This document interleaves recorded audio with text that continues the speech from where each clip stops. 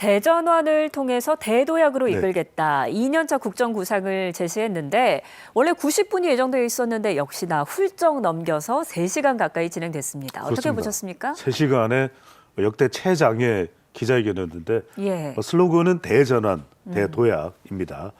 청와대에서 첫 신년 기자회견을 연 것인데요. 함께 이루는 대전환, 모두 누리는 대도약을 주제로 했습니다. 역대 최장 기자회견으로 173분간, 3시간이죠. 네.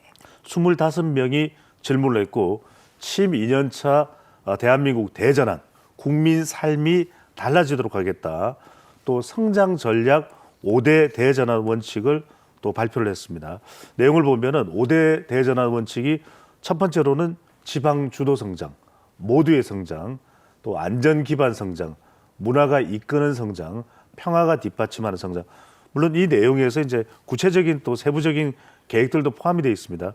성장만 31번을 언급을 했습니다. 네. 그만큼 이제 성장을 강조한 것인데 정부 역량을 완전 재배치하겠다. 성장을 잘할 수 있는 국가 시스템으로 만들겠다는 것인데요. 성장 전략 대전환, 무거운 책임감으로 사명을 다할 것이라고 이야기를 했고요. 이재명 대통령은 탈이념, 탈진영, 탈정쟁으로 현실적 실용주의를 구현하겠다고 밝혔습니다. 네. 그럼 주제별로 하나하나 짚어보도록 하겠습니다. 첫 번째 주제는 민생 경제 분야였습니다. 화면 보고 오겠습니다.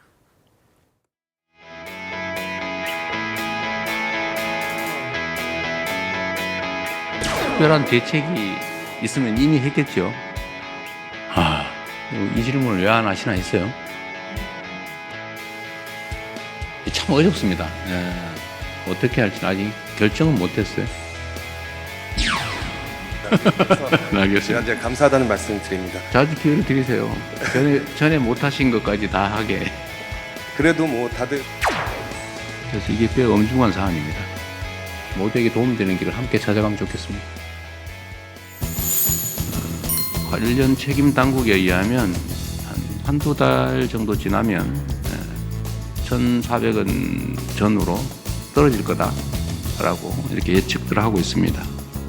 대한민국만의 독특한 현상은 아니어서 우리 대한민국만의 정책으로 쉽게 이걸 원상으로 되돌리기는 어려운 상황으로 판단이 됩니다. 지속적으로 가능한 수단들을 발굴해내고 또 환율이 안정될 수 있도록 노력해 나가겠습니다. 네, 대한민국의 집값 수준은 일본의 잃어버린 30년이 문제됐을 그 시점의 상황을 향해서 계속 치닫고 있습니다.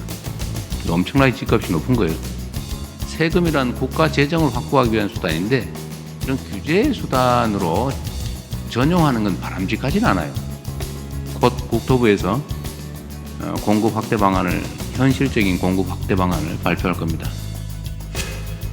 그리고 저는 이게 주가를 뭐 인위적으로 부양하는 게 아니고 정상화가 중요하다고 본 게 제가 그때도 선거 전에도 말씀드렸던 건데 국민의 재산을 늘리는 겁니다.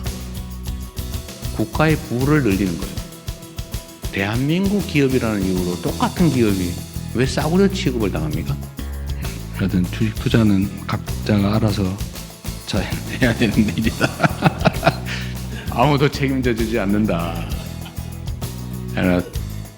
정상화는 꼭 필요하고요.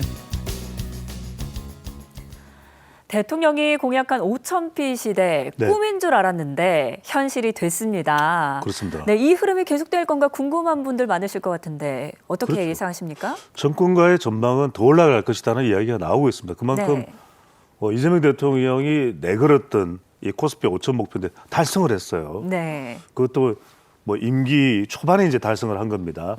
이재명 대통령은 대한민국이 저평가돼 있다. 이건 정상화되는 과정이다라고 이제 설명을 했습니다. 예. 말 그대로 이제 달성을 했죠. 코스피 사상 첫 5천을 돌파했습니다.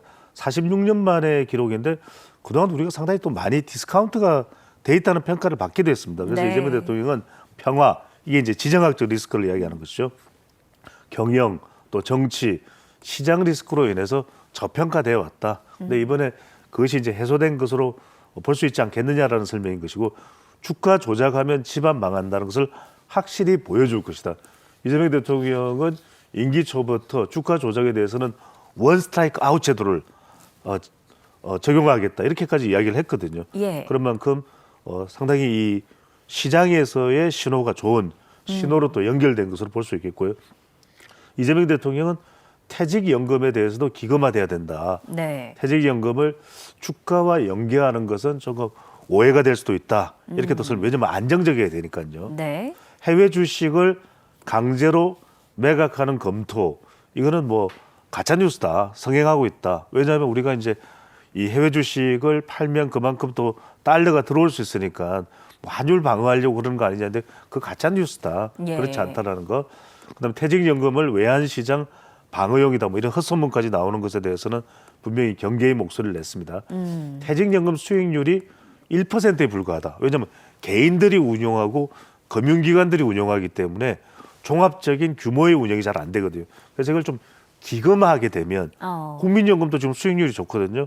그런 형태로 운영할 수 있지 않겠느냐라는 의견도 설명을 했습니다. 연금 문제는 매우 복잡하다.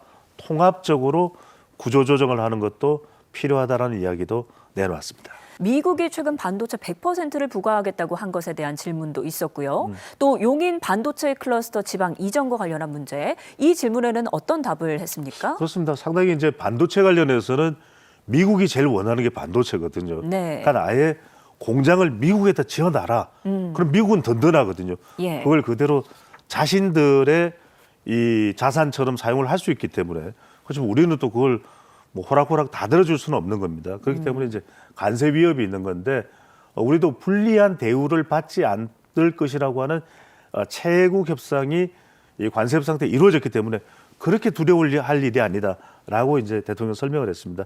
이재명 대통령이 반도체 100% 관세 우려하지 않는다. 반도체 100% 반도체에 대해서 100% 관세를 내거나 미국에서 생산해야 된다는 것은 이제 러터닉 상무장관이 조금 얼음장을 놨어요. 네. 하지만 그렇다 하더라도 그건 이제 미국을 이익을 위해서 미국 국내 정치상 그렇게 이야기할 수 있는 것이고 반도체에다가 이렇게 관세를 100% 부과하게 되면 미국 물가에 또 옮겨갈 것이고 그렇기 때문에 미국도 미국 내의 물가 상승으로 인한 인플레를 걱정할 수밖에 없는 것이거든요. 한미 조인트 팩트시트, 우리 팩트시트 만들어졌죠. 예. 채국 대우가 약속돼 있습니다. 그래서 함부로 할 수는 없을 것이다.